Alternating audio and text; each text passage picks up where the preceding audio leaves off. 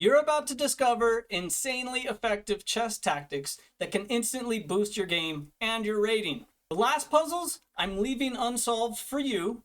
Can you crack it before tomorrow's lesson? Don't blink. These ideas will change how you attack, defend, and think on the chessboard. Hit subscribe now if you want to improve faster than ever. Day 29 is going to blow your mind. So here we have white to play, white to win. You've got 10 seconds on the clock. Let's see how you do. We're starting the puzzle in 3, 2, 1, go!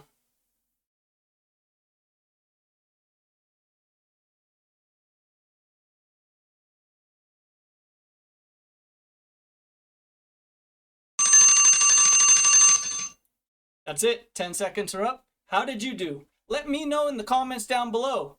You think you know all the tactics worth using? Well, stick around and find out what we're talking about today. And I'm happy to welcome you back to day 28 of elevating your game with 303 tactical chess puzzles. I'm vryBot, a US certified coach, international expert, and today I'm your tactical chess coach. Today's goal is to learn, remember, and use 3 powerful tactics that strong players rely on to dominate the board. Comment down below, I'm in, if you're ready to level up right now. Now watch closely, we're jumping in the fray. Did you find queen to b3? We're going to be analyzing these puzzles a little more in depth today, just to make sure that everybody's on board with the ideas. If you've learned something new, make sure you share it with us. Sometimes you have to verbalize things to be able to understand them. Here we have a really weak diagonal. We've checked the king. He can block, but we're going to mate him right away. He can't come back because he's pinned. So let's go back. King scoots over. You could play a computer move if you like, stick stuff in the way. That's fine, but the king's going to have to move over anyways. Now comes the major heavy blow. We're going to give this tactic a name. Queen to f7, and we are luring the rook away or distracting the rook. We are attacking the rook, that's for sure. This is an undefended piece. This piece is in the air. Again, we're going for simple threats like back rank checkmate, in which case he'll block and get checkmated. That leaves only the queen to help. She can't come here or here because of the knight. Isn't that just perfect? Queen to c5 is a good way to continue, but then rook to e8. And now we are doubling up. We've pinned the rook. If he takes, we take. He comes back, blocks, we take. It's mate. The queen's guarding, but no further pieces can help. You might say, what about bishop protects? Just snap that off the chessboard. Queen takes. We have 2 pieces on the attack. Queen takes and queen takes. In the end, this is what it boils down to. The queen going to f8. You can also call this an X-ray. We are attacking through and attacking onto the f8 square where there's not enough defenders. The queen is overloaded already, though she's trying to defend. This piece is already doomed. We definitely have X-rays going on. X-rays and pins. An attack of a key square. It's time to start verbalizing all this in chess so that we know how to use these in our games next time we play. And if those tactics surprised you, wait till you see what's next. We are rolling into our bonus puzzle from the previous video, and we're solving it today. Were you able to find bishop to e6? This move is great. It just signals checkmate right away. What are some things you could do? Well, black doesn't have a capture here. He just gets mated. He has a check. We take it and we continue. Well, he could take our bishop, and this is a decent line. Though black is in huge big trouble again because his king has to pop out to e7. Let's see that in another variation here as well. King goes to e7. Rook takes. Queen takes. Queen goes to the back, skewering the queen. He stays guarding. We check the king, and now we are forcing him to leave and remove the defender. We take the queen. We're happy. We're going to put some names to this. This tactic is a mate threat. It's also showing that the queen is overworked. We're attacking a key square here for simple mate.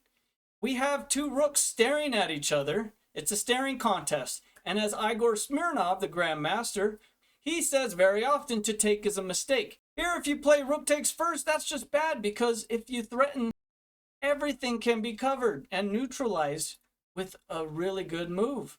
Now, the very simple is here and here. Lose the exchange, but there's a lot more going on here. Remember, the king gets pulled out. We talked about that. Name those tactics, keep them in your mind, and be able to use them again in the future.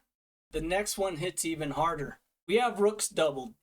Double up on the bubble up. We go rook to e8, check. Black doesn't have a lot of options here. If he takes, we take. He has to play rook to f8. So why not try to keep the queen on the board for a moment? Rook to f8, let's see what happens.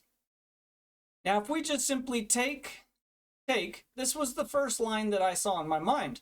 Rook to e8, but the queen guards, she takes, and we don't have anything. We're losing all of our pieces. How can we make it work? Well, we have a bit of a Zwischenzug, or an in-between move. If we play bishop takes d5, we hit the king. This is a bit of a double attack. It's definitely a fork. We're attacking the king and the rook. If the queen blocks, the bishop just takes. So let's just make the logical move. King runs away. And we continue with take, bishop takes, and mate. This is the cleanest line to the end. That would be a bishop and queen battery with the kiss of death on the king here. Remember to put terms to all of the tactics. So bishop takes d5. Let's just take it, right? Now we capture on f8. This bishop is pinned. Notice that the bishop is pinned, leaving only king takes. He can't escape any other direction. Then we play the rook up, and it's a rook in your face checkmate. Now this is a very common combo with a queen and a rook. A lot like the stepladder mate as you're going along the ranks or the files, but the queen offers her diagonal support, which makes this move possible. Also, the rooks can very often help the queen on the ranks. They can guard each other like this, and the queen would deliver mate.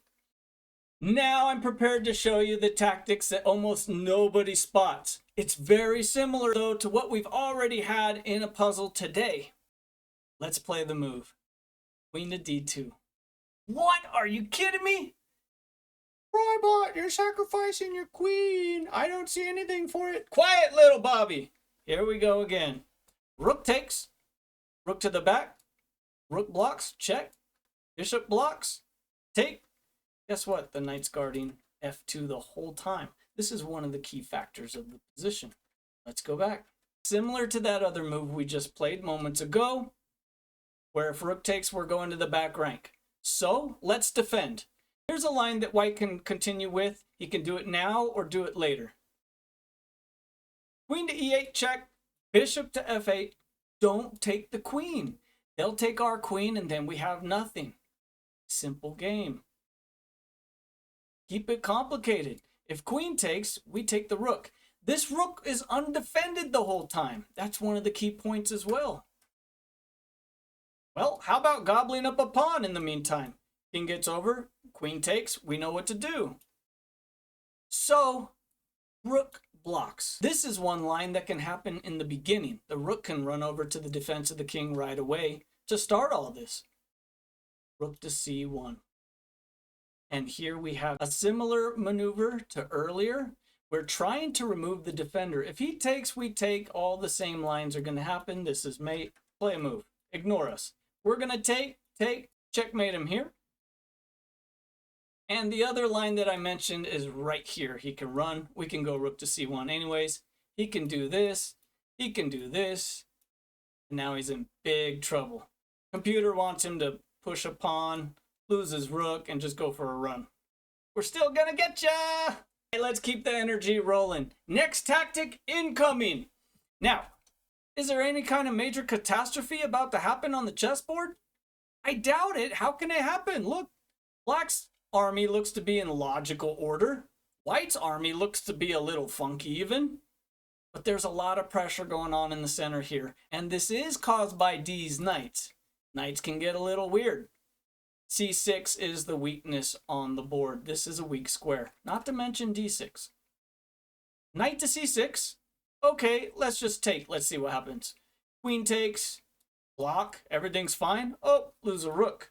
Okay, bishop blocks. Guarding the rook with the queen. Well, d6 is falling. Let's go back. It looks really, really logical. In fact, it's usually a good move to trade a knight for a bishop in the opening. Maybe he gives us check. It's stronger than our move. Our move hits a queen. That's a pretty decent move. His move hits our king. Well, we're going to have to take. The problem is d6 is under attack as well as the queen, and the queen can't move and protect this 2 times. If she could, black would be fine. She gets out of the way. We take, and take your pick here. King to f8, the safest. Gobble everything up. We're perfectly guarded. Everything's fine. So really quickly, what are the tactics here? Well, it's a weak square. We are removing a guard. We are forking a knight. Can you believe it? Can knights even be forked? We just did it. Queen gets out of the way. Seems like the very best line. Knight takes d6. Queen takes. Take on e5. We are liquidating or simplifying the position and continuing on the weak square. Once we get to the weak square, we have a fork. We were hitting the king and the rook. Once c6 falls, we get to those basic tactics that we already know. Now, these ideas and techniques actually change the game when you're able to realize them. This is a staple of the chess coaching. Here we're going to play bishop to e4. Before we go into it, we have a very equal material imbalance. We've got 6 pawns versus 6, 3 minor pieces versus 3. We've got the rook versus the rook.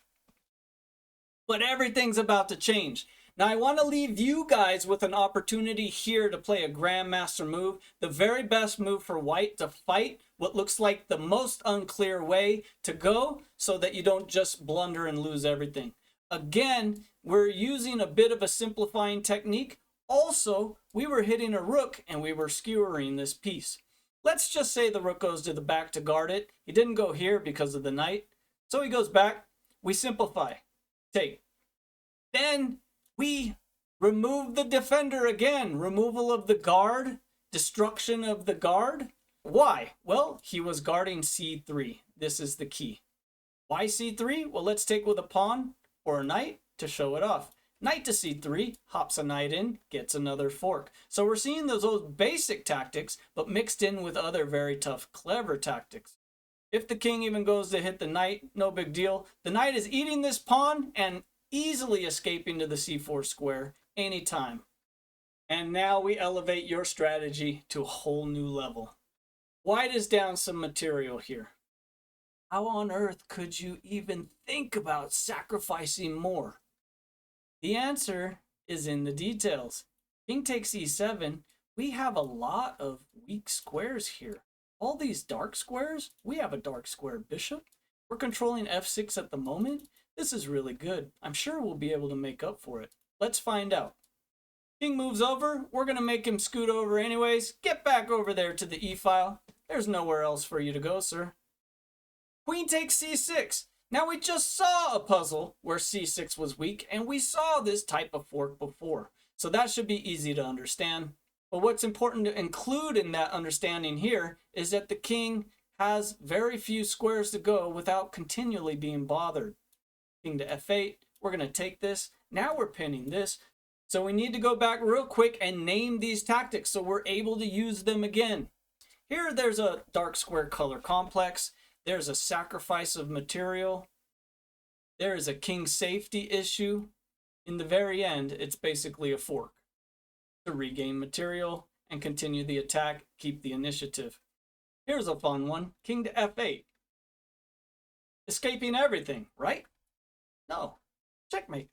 Here we have a little dovetail checkmate. Recognizing that the king is in your clutches is a huge bonus. And are you ready? This one is an actual real game changer. To understand these tactics will increase your actual rating and growth in the competitive world. You might see a lot of stuff in the game of chess that looks kind of obvious. It might even be obvious to you to play queen to g4. But you've got to be able to do calculation. And that's what I appreciate about these last probably 4 days has been intense calculation. Calculation is a huge part of chess. It can answer the position. It's like a key in the keyhole. You unlock the entire position by calculating sometimes. King to h8, only move. Pawn takes. Now, what if the lower rated player ran into this move? This is a really good defending move. In fact, I want you guys to tell me in the comments what's going on here and how to stop this. Black has actually guarded against queen to g7. They've also managed to pin our queen to our king. So I'm going to go back and put a couple turns out again. Here we have just a simple check. Here we have a mate threat. So we're doubling up on a square. And here black has just pinned our queen to the king. I'm going to leave the rest for you to work out. I'm going to tell you what the terms are called, and you're going to give me the moves. Tell me if Fray means anything to you. Tell me if pin means anything to you. Tell me if sacrifice would give you the key to unlock this position. Tell me if continued initiative would handle this situation. And tell me if unstoppable attack on g7 is possible in this situation. All right, so the move is up to you. I'll see you with the answer next time in the comments. Whoever's first, type first. You can use this simple tactic in your game. You're going to see your rating climb as well as your results. Here's a really simple one that we're not going to get very often anymore in the height of these series. So if rook takes, queen takes. What was that? Well, we are taking a free pawn and we are working the pin. We have a pin here. If the rook moves, we're going to take the queen. So maybe black guards their queen. It seems like the most logical, simple way to go about it. Guarding their queen, no longer a pin, defending. All right, take and take. We simplify it a little bit. Then we go to the back rank again. Why? Well, with this simple check here, we're forking the king and the bishop. So with a little bit of calculation again, we just look ahead. We put together simple tactics. That was the pin and the fork. Those are simple, but they were together in a line. So your calculation is coming in more and more handily. Strong players will use these tactics without hesitation. And after today, you will too. Just by systematically identifying what they are, naming them, saying to yourself, have a dialogue, a discussion with yourself. You guys aren't very active in the comments, but I hope that in the future it will be. Dialogue with yourself, dialogue with me here. Let's discuss chess. That's how we learn. Now, if you could find the tactic that puts a clobber to black in this position immediately, please let me know. It's your secret puzzle, your daily puzzle. So neener, I'm not giving you the answer at all. We can discuss it in the comments. That's it. Final. See you there. And so after the secret puzzle is our bonus puzzle. I will be giving you the answer, but you'll have to be patient. That's not happening until the next video. Make sure you're subscribed so you don't miss that video. Click it now. Take a pause. Pause the video. Make sure you snapshot this either in your phone, get it down on your chessboard, or just stare at the screen and solve it from here if you like. Okay, that's a wrap. Remember, these tactics aren't just moves. They're a new way of seeing the board if you've never seen them before. Regardless of that, the more you recognize these tactics and subtle combinations, the more you start shaping the game instead of just reacting to it. Go back and check the secret puzzle, the daily puzzle, and the bonus puzzle for each of the videos in this series and try to apply any new tactic that you just learned today. It's a chance to put today's tactics into practice and challenge yourself. If you learned anything today, hit subscribe. We're building tactical instincts every single day, and day 29 will take that even further. Don't forget to accelerate your growth. I offer one-on-one coaching where we break down your games and turn these puzzles into instinctive play. Links in the description. Thanks for being here. Now don't just go play moves, but play moves that boost your game. How do you get signed up with one-on-one coaching with vryBot? Well, you got to visit vryBot.com, vryBot.com. Click services. You should be able to find the coaching page, no problem. You can hire me directly from any of those links provided. Then click on community tab, which will bring you here. You're going to need to get signed up to Discord. It's a free service to make phone calls with me on the internet. You can send a question or a concern on this email webpage right here underneath Discord. It was great to see it today. I can't believe we're coming to a close on this series. That was the end of day 28. And keep on grinding and GG's. I'll see you in the next video.